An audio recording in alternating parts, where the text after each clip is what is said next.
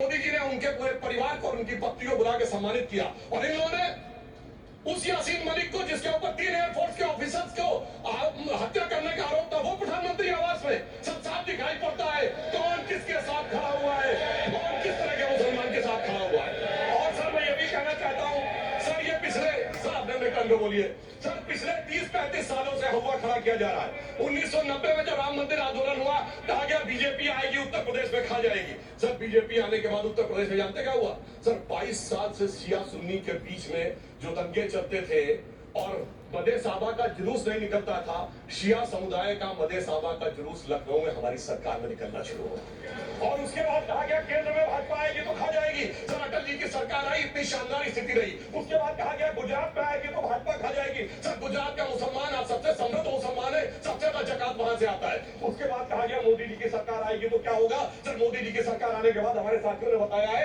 अल्पसंख्यक समुदाय के 70% लोग जिनको किसी न किसी एक योजना का लाभ जरूर मिला है। और सर फिर कहा गया सीए आएगा तो नागरिकता छिन जाएगी। सर उसके बाद भी आपने सब देखा हो, सर हम बचपन में सोचते थे कि राम मंदिर बनने लगेगा तो मिडिल ईस्ट के देश पेट्रोल देना बंद कर देंगे। सर राम मंदिर भी बन रहा है और भारत मिडिल ईस्ट कॉरिडोर भी बन रहा है, अबू धाबी में भी मंदिर बन रहा है और 4 मुस्लिम देशों ने सर्वोच्च नागरिक सम्मान मोदी जी को दिया हुआ है। इसलिए मैं कहना चाहता हूं सर, मर्ज हो तो उसका इलाज किया जा सकता है। जैसे हमारे यहाँ वैद धनवंतर माने गए हैं, इस्लामी अकीदे में वैद हकीम लुकमान माने गए, तो कहा गया है उनके लिए कि इसमें क्या रखा है, देखे है जो तू आन के पास, बददुआ वहम की दारू नहीं लुकमान के पास। यदि मर्ज का इलाज है और वहम का इलाज तो हकीम लुकमान में नहीं कर सकते जो आपने पाल कर रखा है।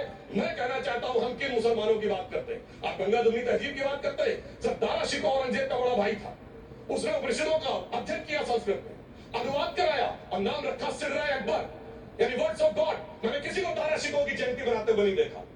मैं पूछना चाहता हूं बेगम बीबी ताज, उनके घर पे जाते किसी ने सुना?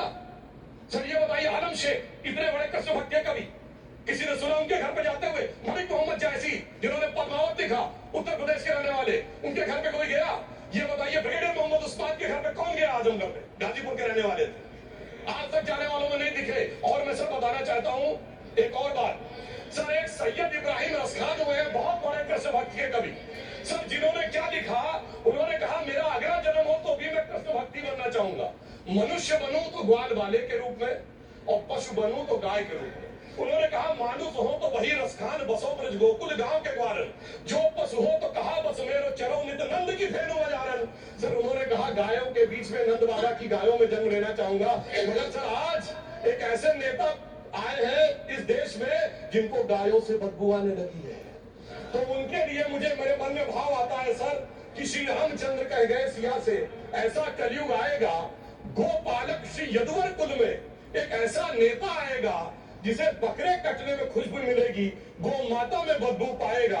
रामचंद्र कह गए सिया से कैसा कलयुग आएगा। अब सर मैं एक और बात भी कहना चाहता हूं, हम किनको मानते हैं? सर नजीर अकबराबादी को सुनिए, कृष्ण भक्त के लिए क्या कहा। सर मैं एक बोलना चाहता हूं, बुल्ले शाह ने क्या कहा? बुल्ले शाह ने कहा, अभी होली गुजरी है, उसने कहा तो आज होली खेलूंगी मैं, कर बिस्मिल्लाह। उन्होंने आगे कहा अलस्तु बिरबिकुम, प्रीतम बोले, सब सखियों ने घूंघट खोले, नाम नबी की रतन चढ़ी, सुनिएगा, नाम नबी की रतन चढ़ी और बूंद पड़ी अल्लाह अल्लाह, आज होली खेलूंगी मैं, कर बिस्मिल्लाह। तो मैं भी कहता हूं अब बिस्मिल्लाह करिए और उसके बाद हमारे इस सहयोग करिए, इस सकारात्मक उसका, वरना अल्हम्दुलिल्लाह जो हम मुसलमानों के लिए और देश के लिए करना चाहते हैं उसमें हमें सफलता जरूर मिले। अंत में मैं सिर्फ ये कहना चाहता हूं सर, तमाम प्रकार की बातें यहाँ पर हुई, सकारात्मक और नकारात्मक, मगर अफसोस की बात यह है कि 1913 के वक्फ वल औलाद से लेके 2013 के वक्फ वल औलाद तक इनकी फितरत नहीं बढ़ती, क्योंकि सर ये तो पार्टियां ही औलाद है, तो इनको तो उससे बहुत ज्यादा वो होगी। पर मैं सिर्फ अंत में कहना चाहता हूं सर, अपनी सोच बदलिए। आप जिस कश्ती पे सवार होकर इस दरिया को पार करने की कोशिश कर रहे हैं, पिछले 75 साल में नहीं कर पा रहे हैं, 10-12 साल में बहुत हिचकोले खा रहे हैं, तो कश्ती और रास्ता बदलिए। तो इनके लिए अंत में एक पंक्ति कहते हुए बात समाप्त करना चाहूंगा कि इन्होंने कश्ती भी नहीं बदली, दरिया भी नहीं बदला, पर इन डूबने वालों का जज्बा भी नहीं बदला, पर है शौक सफर ऐसा, एक उम्र हुई हमने मंजिल भी नहीं पाई, रास्ता भी नहीं बदला। अब अगर नई मंजिल पानी है, नई मंजिल की नई सुबह देखनी है, तो मैं कहना चाहता हूं, आइए सबको साथ लेकर चलिए।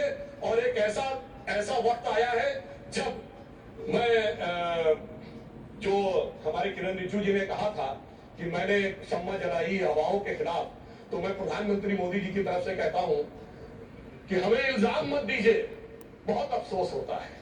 हमें इल्जाम मत दीजिए, बहुत अफसोस होता है। बड़ी तरकीब से कश्ती यहां तक लेके आए हैं और बदल देते हैं हम दरिया की लहरें अपनी हिम्मत से। आंधियों में भी अक्सर चिराग हमने जलाए हैं। धन्यवाद।